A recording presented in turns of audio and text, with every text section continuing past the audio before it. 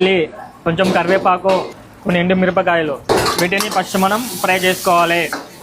చిటికెడంత పసుపు, మనం ముందుగా కడిగి పెట్టుకున్న రొయ్యలు, కొన్ని మంచినీళ్ళు పోయేదాకా ఫ్రై చేసుకోవాలి.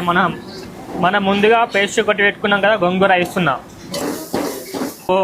కొంచెం మిరపిత్తులు, ధనియా పౌడర్, జీరా పౌడర్, గరం మసాలా, కొంచెం కస్తూరి మేతి, దీన్ని మంచిగా కలుపుకోవాలి. గోంగూర రొయ్యల వైపు రెడీ అయినాయి. ఎంతో రుచికరమైన గోంగూర రొయ్యల వైపు రెడీ.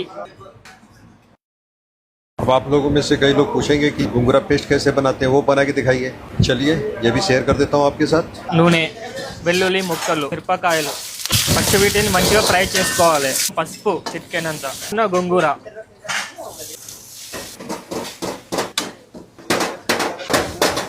ఇలా మనకు ఇలా రావాలి పచ్చి మొత్తం. దీనిని పేస్ట్ కొట్టుకోవాలి.